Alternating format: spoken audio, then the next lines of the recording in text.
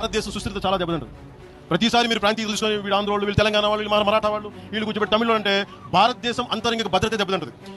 ఉగ్రవాదం కంటే కూడా ఇది చాలా డేంజరస్. దేశంలో అత్యంత భయంకరంగా జరుగుతున్న ఐడియాలజికల్ సబ్వర్షన్ ఏంటి అని అంటే మతం పేరు మిన్నో, ద్రవిడియన్స్ అనేటువంటి పేరు మిన్నో ఏం చేయాలంటే విడగొట్టి భారతదేశంలో ఒక కయోటిక్ ఎన్వైర్న్మెంట్ క్రియేట్ చేసి దేశ ప్రధానికి లేకపోతే దేశ గవర్నమెంట్కి అగెనిస్ట్గా పనిచేయడం ద్వారా ఇక్కడ ఏమైపోతుందంటే డిస్టర్బెన్స్ క్రియేట్ కావడం వల్ల అమెరికా ఇక్కడ వచ్చి స్టెబిలైజ్ చేసుకోవాలని చెప్పి వార్ 1 వరల్డ్ వార్ 2 అంటే మేజర్గా ఎట్లా అని అంటే కెనెటిక్ వార్స్, తుపాకులు ఆ తర్వాత విమానాలు పట్టుకొని, ఆ తర్వాత న్యూక్లియర్ వెపన్స్ పట్టుకొని, మిసైల్స్ పట్టుకొని భయంకరంగా యుద్ధాలు చేసినారు.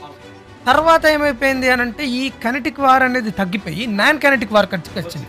నాన్ కెనెటిక్ వార్ లోపల ఏం చేసిల్లా అని అంటే ఒక దేశానికి ఏం చేసేది అని అంటే ఆ దేశంలో ఉన్నటువంటి హెల్త్ ఇన్ఫ్రాస్ట్రక్చర్ని దెబ్బతీయడం, ఆ దేశంలో ఉన్నటువంటి ఆర్థిక వ్యవస్థని దెబ్బతీయడం, ఆ దేశంలో ఉన్నటువంటి ఏంటి అని అంటే విద్యా వ్యవస్థని దెబ్బతీయడం.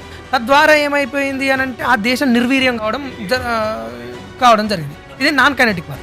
ఇప్పుడు జరుగుతుంది ఏంటి అంటే ఐడియాలజికల్ సబ్వర్షన్స్. ఒక ఐడియాని మెదడు లోపల డంప్ చేసి ఒకనొక టైం లోపల జ్యూసుల బావులలో క్రిస్టియన్స్ బావులలో జ్యూస్ విషాన్ని పోసి వెదజల్లుకొని ఒకరినొకరు చంపుకునేది. కానీ ఇప్పుడు ఏమైపోయిందనంటే విషం అనేది మెదడులో పోస్తున్నారు. విషం డైరెక్ట్ ఇట్లా అమెరికా ఎంకే ఆల్ట్రా అనేటువంటి ఒక దాన్ని స్థాపించి జనాల యొక్క మెదళ్ళను ఎట్లా కంట్రోల్ చేయాలి, ఏ విధంగా కంట్రోల్ చేయడం ద్వారా ఏం చేయొచ్చు అని అంటే మనం అక్కడ కాలనైజేషన్ చేయొచ్చు. ఇప్పుడు ఎందుకు సార్ ఇప్పుడు అమెరికా ఏం చేస్తుంది, వెనిజువేలాను అటాక్ చేసింది, ఇప్పుడు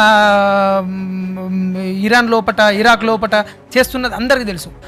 మన కింద ఉన్నటువంటి శ్రీలంక ఆర్థికంగా దెబ్బతిడిపోయింది. పక్కకు ఉన్నటువంటి బంగ్లాదేశ్ అక్కడ మొత్తం ఎట్లా అనంటే షేక్ హసీనా పారిపోయి మన భారతదేశంలో వచ్చి శరణాగతి అంటున్నది. ముందు మీదున్న నేపాల్ మొత్తం ఇదే పరిస్థితి. జెన్జీ వచ్చి ఏం చేస్తాడో ఇంకా తెలియదు, కానీ వాళ్ళు వచ్చి మేము చేయాలంటున్నారు. కల్లోలం అవుతుంది. చుట్టుపక్కన ఏది ఉన్నా కూడా అది నిర్వీర్యం కావడానికి కారణం ఏంటిదంటే అమెరికాలో ఉన్నటువంటి పెంటగాన్ ఏం చేస్తుంది, ఇక్కడ భారతదేశం మీద చైనా మీద సర్వేలెన్స్ పెట్టాలి, కంట్రోల్ చేయాలి అనేటువంటి ఉద్దేశంతో చేస్తుంది.